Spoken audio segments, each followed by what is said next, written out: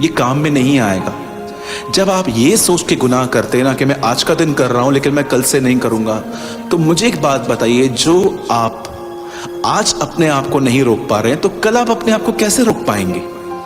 आइए मैं आपको एक बहुत छोटी सी काउंसलिंग देना चाहता हूं इस विषय में। आप सभी जानते हैं कि यीशु के 12 शागिर्दों में एक शागिर्द था, एक चेला था जिसका नाम था पतरस। और आप सभी जानते हैं कि एक समय था जब प्रभु यीशु मसीह ने ऐसा कहा कि मैं बहुत जल्दी मारा जाऊंगा, गाड़ा जाऊंगा, जी उठूंगा। तब आप जानते हैं बहुत अच्छे से कि पतरस ही था जिसने कहा प्रभु कि मैं आपके लिए मरने के लिए भी तैयार हूं और मैं आपके लिए बंदीगृह में जाने के लिए भी तैयार हूं। तब यीशु ने कहा, मुर्गे की बांग देने से पहले आज ही तू 3 बार यह कहेगा कि तू मुझे नहीं जानता, तू मेरा इनकार करेगा। क्या आप इस बात को जानते हैं? पतरस ने क्या कहा था? पतरस ने कहा था, मैं आपके साथ बंदीगृह में जाने के लिए तैयार हूं। क्या आपको यह नहीं लग रहा कि पतरस सेल्फ कॉन्फिडेंस में था? जिसे आज हम कई बार जब हम किसी के प्रचार को सुनते हैं तो मैं आज के बाद ये काम नहीं करूंगा, और आप सभी जानते हैं कि सब चेले भाग गए और पतरस से 3 बार इनकार किया। जरा सोचिए, अगर पतरस ये कहता कि प्रभु आप सत्य कह रहे हैं पर मैं आपसे चाहता हूं कि आप मुझे अनुग्रह दें कि मैं आपका इनकार न करूं, मैं आपके साथ खड़ा रहूं, तो इतिहास कुछ और होता। क्यों यीशु मसीह चेलों को बार बार कहता रहा, उठो प्रार्थना करो कि तुम परीक्षा में न पड़ो? क्योंकि यीशु जानता था कि एक बहुत टफ घड़ी आने वाली है, एक टफ टाइम आने वाला है जब रखवाले को पकड़ा जाएगा और सब तितर बितर हो जाएंगे। लेकिन यीशु चाहता था कि उसके चेले उसके साथ खड़े रहें, अदरवाइज वो उनको प्रार्थना करने के लिए क्यों कहता? लेकिन किसी ने प्रार्थना नहीं की, सब भाग गए। और सबसे ज्यादा बुरी तरह से जो नीचे गिरा वो पतरस गिरा, क्योंकि पतरस ने अपनी कमजोरी जानकर भी अपने आप को खुद संभालने की कोशिश की। पर पतरस यीशु के पास नहीं गया ये कहने के लिए कि प्रभु मैं जानता हूं जो आप कह रहे हैं ये सत्य है, ये हो सकता है, पर क्या आप मुझे अनुग्रह दे सकते हैं कि मैं आपका इनकार न करूं?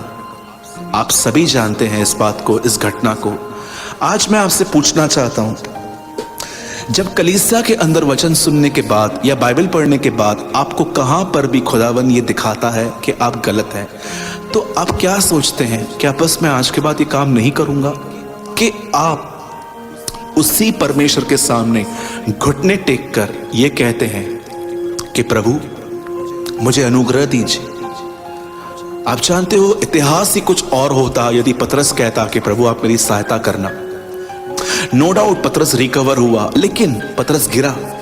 आज मैं आपको बताना चाहता हूं मेरे भाइयों और बहनों, आप में और मुझ में बहुत सारी कमजोरियां हैं, और आप चाहकर भी और मैं चाहकर भी अपने आप को नहीं बदल सकते।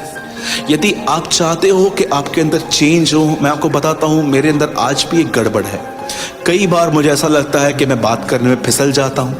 कई बार मुझे लगता है कि मुझे जितना नम्रता से बात करना चाहिए मैं उतना नहीं कर पाता हूं। कई बार मैं अपनी जेंटलनेस खो देता हूं, अपनी कोमलता खो देता हूं, पर मैं जानता हूं कि ये मुझ में है, और प्रभु मेरा गवाह है। मैं प्रतिदिन परमेश्वर से कहता हूं प्रभु आप मुझे अनुग्रह दे, और मैं जानता हूं कि परमेश्वर मुझे आने वाले दिनों में विक्ट्री देंगे। मैं आज आपसे पूछना चाहता हूं कि आप में से कितने लोग हैं जो अपनी गलतियां जानने के बाद परमेश्वर से अनुग्रह मांगते हैं? मेरे भाइयों और बहनों, परमेश्वर से अनुग्रह मांगे, अदरवाइज क्या होगा?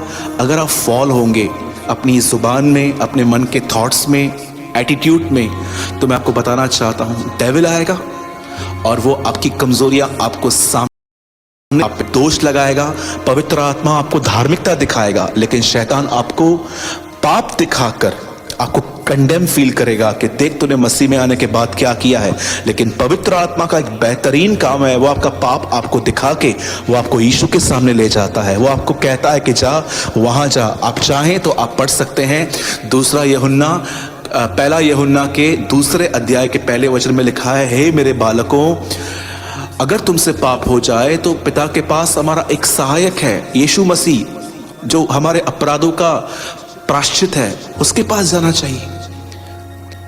मुझे नहीं लगता है कि आज के बाद आपको कभी भी ये एक्सक्यूज किसी को देना पड़ेगा कि मैं कमजोर हूं, मैं गिर जाता हूं। जी नहीं, हम कमजोर नहीं हैं, हम बहुत स्ट्रांग हैं।